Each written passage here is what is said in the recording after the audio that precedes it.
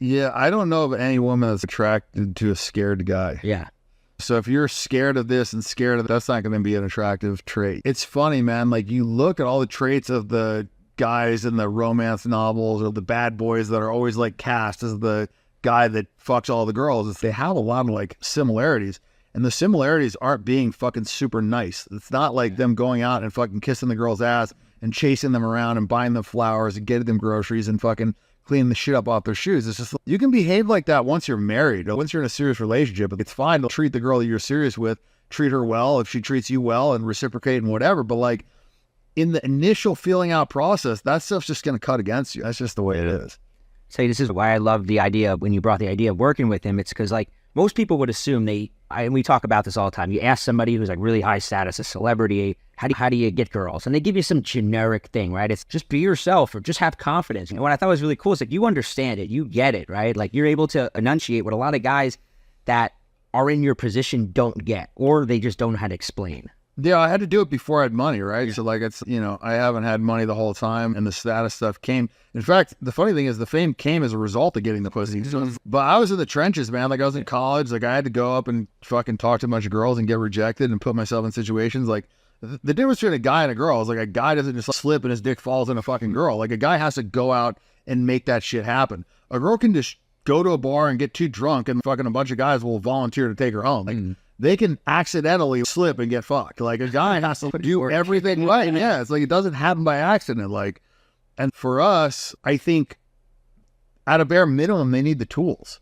If they're going to go hunting, they need a fucking spear. Yeah. Right? So I just want to give them the fucking tools so they have a possibility of success. I feel like currently, like, the way that it's set up, even if they do find that girl that they really fucking, that likes them back, they're going to fuck it up because they're just going to run her off. It's like our number one thing is guys hit it off and they blow it. It's like they can't keep the attraction alive because they're brainwashed, like we said, with all this stuff. They just can't keep her. Yeah, I feel like they just communicate way too much interest, and once the girl knows this guy is super into her and that he's not going anywhere, the first thing, like we talked about yesterday, is she starts thinking, okay, what else is out there? Can I do better? And the guy that's going to be on her mind is the fucking toxic ex, or the guy that she can't figure out, or the guy that she doesn't know if he likes her. Like, for her, it's much more interesting and more of a challenge to get the guy that she doesn't know if he likes her to like her, right? Because that gives her some validation versus it's just a layup. Like, most people don't value something that's super easy, right? Like, in our lives, the things that we valued the most are the things that we've worked hard for, right? Like,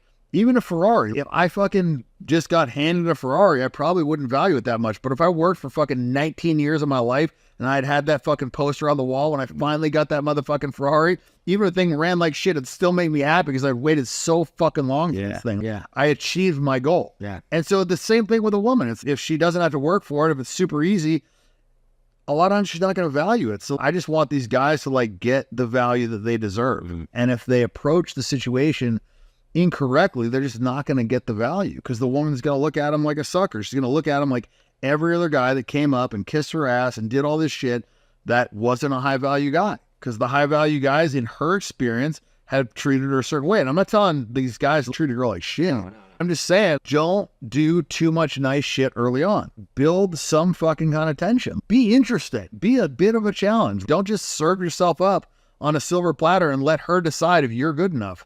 Make her qualify herself to you. Make her sell herself to you. That was the one thing with the Neil Strauss interview. I don't know if you guys watched that with Jessica Alba or Beal. Oh, yeah. Remember that fucking shit? Some hot chick, celebrity, whatever.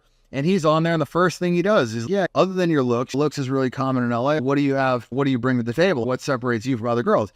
And all of a sudden, now she's like actively qualifying like why she should be good enough to this fucking guy. And it was a little comment, but it was a little comment that worked. And you watch that in real time. You watch her reaction to that. And it was very interesting because it was very subtle.